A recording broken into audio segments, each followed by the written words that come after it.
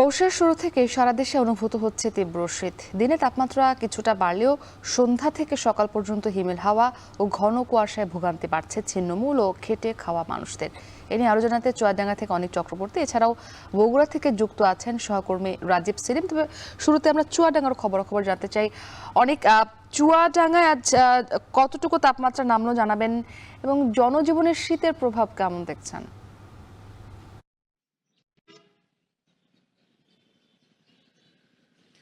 মুক্তি, আপনাকে একটা বিষয় জানিয়ে রাখি। চুয়াডাঙ্গা এমন একটি জেলা, যেই জেলায় গরমের সময় তীব্র তাপদাহ এবং শীতের সময় সর্বনিম্ন তাপমাত্রা রেকর্ড হয়।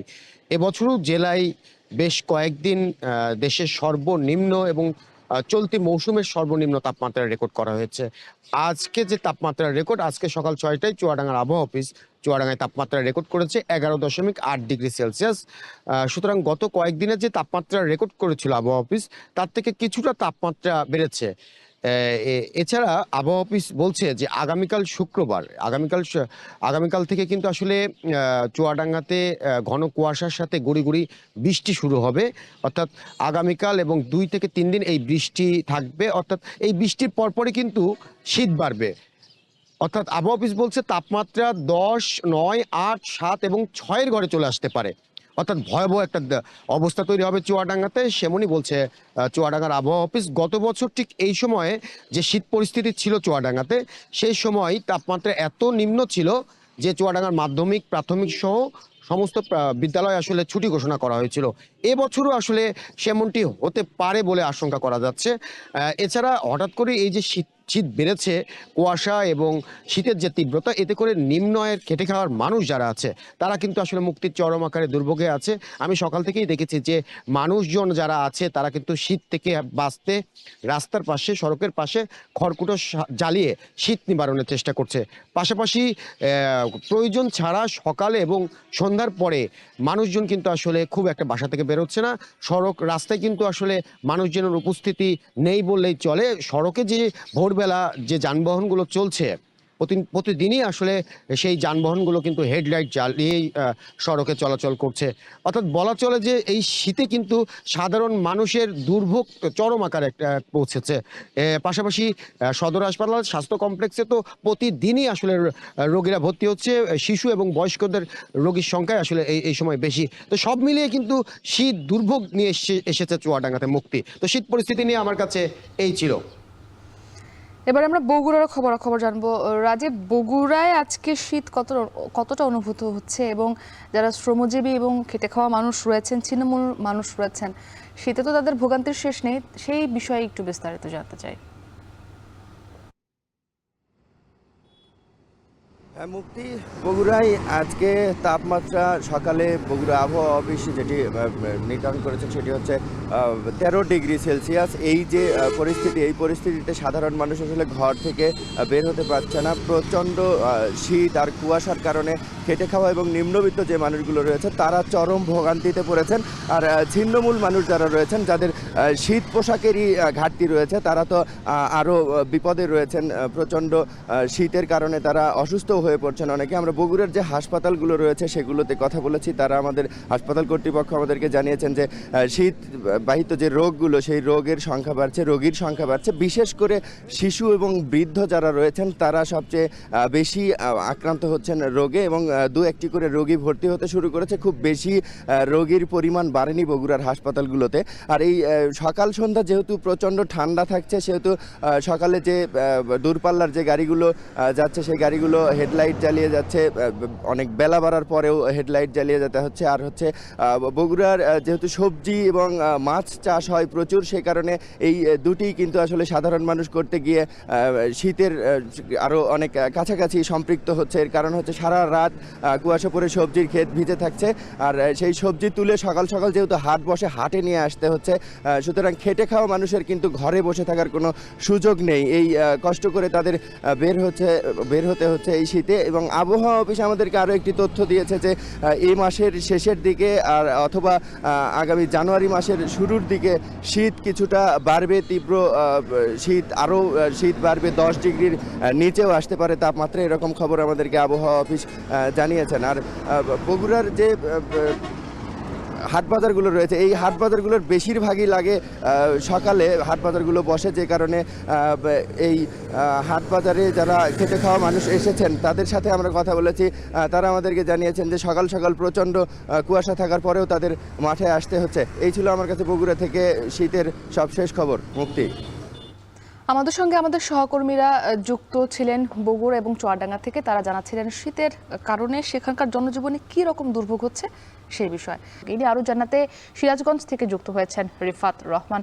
রিফাত, জানতে চাই যে শীতে জনজীবনে কি প্রভাব পড়েছে জানাবেন, একই সঙ্গে শ্রমজীবী ও ছিন্নমূল মানুষ যারা রয়েছেন তাদের ভোগান্তির বিষয়ে একটু বিস্তারিত জানতে চাই।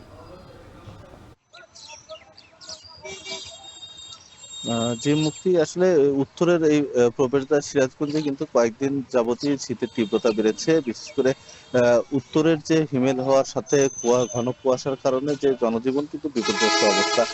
আপনাকে জানিয়ে রাখি যে আজকে সিরাজগঞ্জের যে বাঘাবাড়ি আবহাওয়া কেন্দ্র রয়েছে সেখানে কিন্তু ভোর 6টায় 12.6 ডিগ্রি সেলসিয়াস তাপমাত্রা সর্বনিম্ন রেকর্ড করা হয়েছে এবং দিনের বেলায় শীত কিছুটা অনুভব কম হলেও সন্ধ্যা নামার সাথে সাথে কিন্তু শীতের তীব্রতাটা বেড়ে যায়। পাশাপাশি কুয়াশার কারণে কিন্তু যারা খেটে খাওয়া মানুষ রয়েছে তারা কিন্তু বিপাকে থাকে সকাল থেকে 8টা-9টা পর্যন্ত ঘন কুয়াশা থাকে, যে কারণে আসলে যারা শ্রমজীবী মানুষ রয়েছে তাদের কিন্তু কর্মঘণ্টা কমে এসেছে। তারা আসলে যেভাবে কাজ করে সেভাবে কিন্তু তারা আসলে কাজ করতে পারছে না, কারণ ঠান্ডার যে হিমেল হওয়া তাতে করে কিন্তু হাত জমে যাচ্ছে, যে কারণে কাজ করতে পারছে না। পাশাপাশি যেহেতু যমুনা পাড়ের জেলা সিরাজগঞ্জ, সে কারণে সিরাজগঞ্জে সবসময় কিন্তু শীত বেশি অনুভব হয়, যে কারণে এই মানুষগুলোর কিন্তু কষ্ট, এই শীত বাড়লে কিন্তু কষ্টটা বেড়ে যায়। আমি কয়েকজন খেটে খাওয়া মানুষের সাথে কথা বলেছি, তারা যেটি জানিয়েছেন যে আসলে তারা এই যে শীতের তীব্রতা বাড়ার সাথে সাথে তারা কিন্তু সকালে তারা বেশি দেরি করে তাদেরকে কাজে বের হতে হচ্ছে। পাশাপাশি সন্ধ্যার পর কিন্তু এই বাতাসের কারণে তারা আসলে যারা রিক্সা চালায় তারা কিন্তু রিক্সা চালিয়ে খেতে পারছে না। পাশাপাশি যারা ছিন্নমূল মানুষ রয়েছে তারা কিন্তু আসলে বেশি বিপাকে রয়েছে, তাদের আসলে শীত বস্ত্রের একটা চাহিদা রয়েছে, তেমন ভাবে আসলে তাদের শীত বস্ত্র নেই, যে কারণে শীত নিবারণে তাদের অনেকটাই কষ্ট পোহাতে হচ্ছে। আরেকটি বিষয় আপনাকে জানিয়ে রাখি যে সিরাজগঞ্জে কিন্তু বেশ কিছুদিন যাবৎ শীতজনিত যে রোগের প্রকোপ কিন্তু সিরাজগঞ্জে বেড়েছে। সিরাজগঞ্জের মনসুর আলী মেডিকেল কলেজে আমরা গতকালকেও দেখেছি যে ঠান্ডাজনিত রোগে আক্রান্ত হয়ে 20 থেকে 25 জন শিশু ভর্তি হয়েছে। পাশাপাশি ডায়রিয়াও কিন্তু অনেক মানুষ আক্রান্ত হয়ে হাসপাতালে চিকিৎসা নিচ্ছে। তো মুক্তি, শীতের তীব্রতা আসলে সিরাজগঞ্জে যতই আসলে বাড়ছে ততই কিন্তু এই ছিন্নমূল মানুষের কিন্তু কষ্ট কিন্তু বেড়েছে। পাশাপাশি সিরাজগঞ্জ যেহেতু চরাঞ্চল বেষ্টিত এলাকা, এই চরাঞ্চলের মানুষের কিন্তু আসলে বেশি দুর্ভোগে পড়তে হয়েছে এই শীতের কারণে। যারা কৃষি কাজ করে খায় তাদের কিন্তু আসলে তাদের মাঠে কাজ করতে তাদেরকে সবসময় কিন্তু কষ্ট পোহাতে হচ্ছে। তো মুক্তি, সিরাজগঞ্জের যে শীতের তীব্রতা আসলে বাড়ছে, আরো কয়েকদিন বাড়বে বলে আমাদেরকে আবহাওয়া অফিস জানিয়েছে। মুক্তি, এই ছিল আমার কাছে সিরাজগঞ্জ থেকে শীতের সবশেষ। আমাদের সঙ্গে রিফাত রহমান যুক্ত ছিলেন সিরাজগঞ্জ থেকে। এবার আমরা একটু পঞ্চগড়ের খবর জানতে চাই। আমাদের সঙ্গে লুৎফর রহমান আছেন। লুৎফর, পঞ্চগড়ের শীতজনিত রোগে আক্রান্তের সংখ্যা কেমন দেখছেন? শিশুদের, মানে যারা শিশু রোগী রয়েছে সেই সংখ্যাটা কতটা জানতে চাই, এবং সেবা পেতে রোগীদের কোনো ভোগান্তি পোহাতে হচ্ছে কিনা?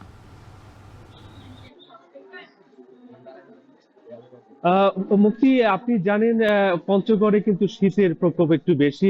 হিমালয়ের কাছে থাকে বরাবরই কিন্তু প্রান্তিক এই জেলায় শীতের আগমন ঘটে আগে, এবং বেশিরভাগ সময় আমরা দেখি যে দেশের সর্বনিম্ন তাপমাত্রা বিরাজ করে প্রান্তিক এই জেলায়। আমরা গতকাল দেখেছি যে পঞ্চগড়ের সর্বনিম্ন তাপমাত্রা, দেশের যে সর্বনিম্ন তাপমাত্রা সেটি 8.8 ডিগ্রি সেলসিয়াস রেকর্ড করা হয় পঞ্চগড়ে, এবং আজ সকালে পঞ্চগড়ের সর্বনিম্ন তাপমাত্রা মাপা হয়েছে 10.4 ডিগ্রি সেলসিয়াস। তাপমাত্রা অনুযায়ী কিন্তু পঞ্চগড়ের উপর দিয়ে মৃদু শৈত্য প্রভাব বয়ে যাচ্ছে, এবং শীতের তীব্রতা বাড়লেই আমরা যে বিষয়টি লক্ষ্য করি যে পঞ্চগড়ের বিশেষ করে শীতজনিত রোগে আক্রান্ত রোগীর সংখ্যা কিন্তু বেড়ে যায়।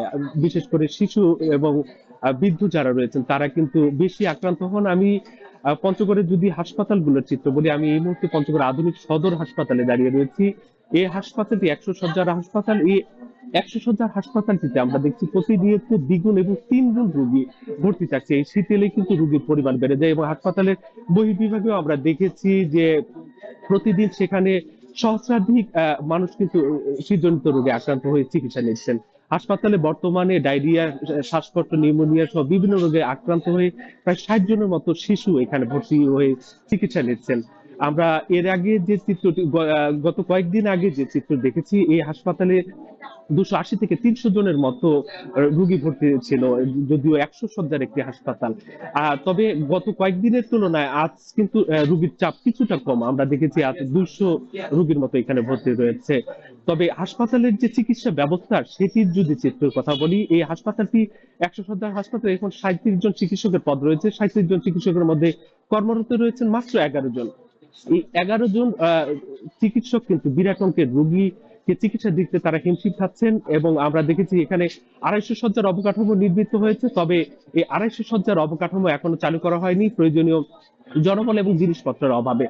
পাশাপাশি জানিয়ে রাখি যে এই হাসপাতালে নতুন করে কিন্তু 8 জন চিকিৎসককে পদায়ন করা হয়েছিল, কিন্তু তারাও কিন্তু এখন পর্যন্ত এখানে যোগদান করেনি। তো খুব নাজুক অবস্থা কিন্তু পঞ্চগড় আধুনিক সদর হাসপাতালে। তো এই ছিল আমার কাছে পঞ্চগড় থেকে সার্বিক পরিস্থিতি।